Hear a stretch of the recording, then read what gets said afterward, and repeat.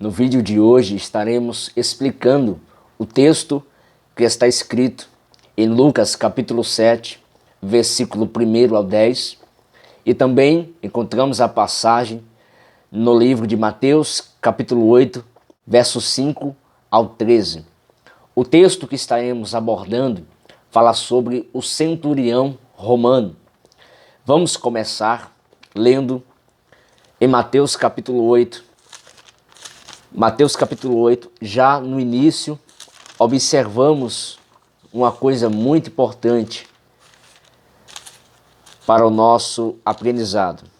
Mateus 8, verso 5.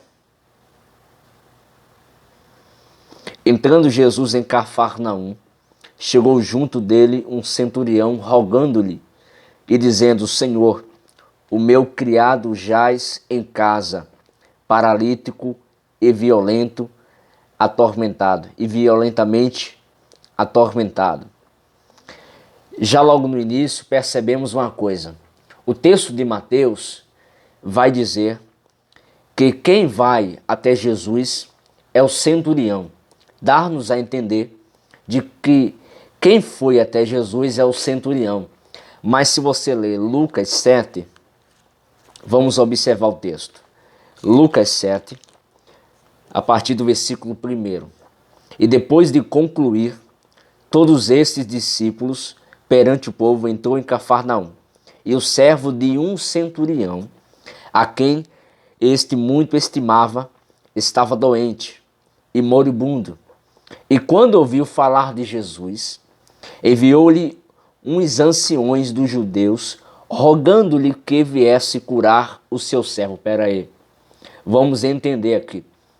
Mateus vai dizer que quem vai até Jesus é o centurião. E Lucas vai dizer que quem vai a Jesus é os anciões. Qual é o texto que está falando a verdade? Todos. Aqui é uma questão hermenêutica. Em ambas as partes, quem vai é o centurião. Só que em Mateus, o centurião está indo em palavras, porque de fato, quem vai até Jesus é os anciões. São pessoas, são judeus que vai a mandato do centurião. Então, em Mateus, o centurião está indo apenas em palavras, ou seja, ele deu uma ordem para que os anciões fossem lá e rogasse para que Jesus curasse o seu servo. Então, no livro de Lucas, a gente já vê com mais claridade que, de fato, quem vai até Jesus é os anciões. Você vê uma passagem semelhante a essa, que quando Naamã é curado, quando o profeta Eliseu pede que Naamã vá até o rio lá e mergulhe por 7 vezes, Naamã vai, e quando Naamã mergulha no rio, ele é curado da sua lepra. Mas só que Geazi não gostou porque Eliseu não pegou a oferta de Naamã. E daí Geazi vai até Naamã mentindo para Naamã, dizendo que chegou 2 filhos dos profetas em sua casa e eles precisariam ali de mantimento. E daí ele vai até Naamã e pede a oferta que Naamã iria oferecer a Eliseu.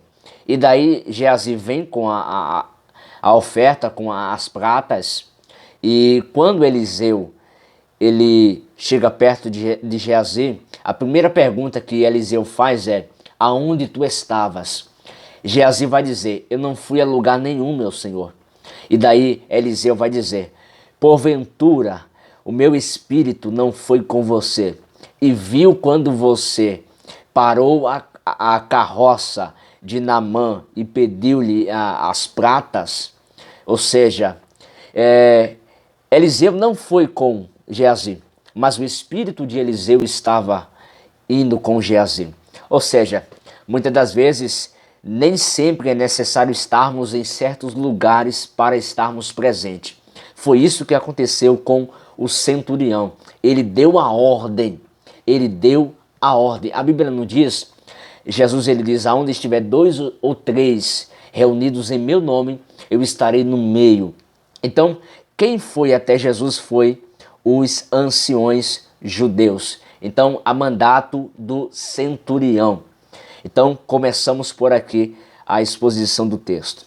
O centurião era um oficial romano que estava a serviço de Roma. Então, o centurião romano não era uma pessoa tão boa assim para os judeus, mas este aqui descrito nessa passagem era uma pessoa que reconhecia a autoridade que estava em Cristo, reconhecia a palavra de Deus e acreditava que Jesus era um profeta ou o Messias. Eu só sei dizer que ele acreditava em Jesus. Não sei como era o seu tipo de crença, se ele acreditava em Jesus apenas como um profeta ou se ele acreditava que Jesus de fato era o Filho de Deus. Eu só sei que esse homem tinha uma fé enorme. Esse homem, ele cuidava, o centurião romano, ele cuidava de 60 a 100 homens. Ele era encarregado, até 100 homens tinha a seu serviçal, ao seu serviço. Esse homem era um homem muito bem respeitado, era responsável pelos os impostos, pelos serviços de Roma. Então, era um homem que sempre estava à disposição do Império Romano. Esse homem, diz o texto, que ele está com um servo doente e diz o texto que ele ouve falar de Jesus. Vamos frisar aqui. Ele não perdeu a oportunidade. Ele ouviu falar de Jesus. E quando ele ouviu falar de Jesus, ele não procrastinou. Ele não perdeu a oportunidade. Ele foi adiante. Ele disse, essa vai ser a minha oportunidade. Esse vai ser a minha chance, a minha oportunidade. Aquilo que eu estava em busca para que o meu servo fosse curado. Porque o servo daquele homem, do centurião, era uma pessoa que precisava estar à disposição. Aqui a gente começa a perceber o amor do centurião para com o seu servo. Então, um bom líder é aquele que ama os seus liderados. O centurião amava os seus liderados. O centurião amava os seus servos. Então, os líderes precisam amar os seus liderados. Aqui já vai mais uma lição. Esse homem não pede a oportunidade, a chance de ele trazer para a sua casa a cura para seu servo. Daí ele envia pessoas para com uma ordenança que esses homens trouxessem Jesus até a sua casa para que Jesus pudesse curar o seu servo. Quando os anciões estão vindo com Jesus, ele envia outras pessoas até Jesus com o seguinte recado, pedindo para que Jesus não entrasse debaixo do seu teto, porque ele não era digno de receber a presença de Jesus na sua casa.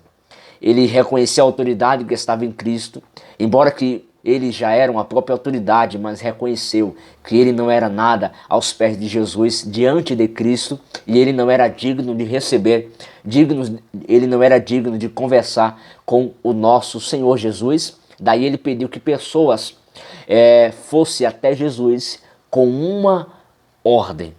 O centurião, ele manda pessoas ir até Jesus com a seguinte ordenança, dizendo o seguinte, para que o Senhor Jesus não entrasse debaixo do seu teto, porque ele não era digno de receber Jesus em sua casa, mas que ele desse ou ordenasse uma palavra, somente uma palavra, e o seu servo seria curado.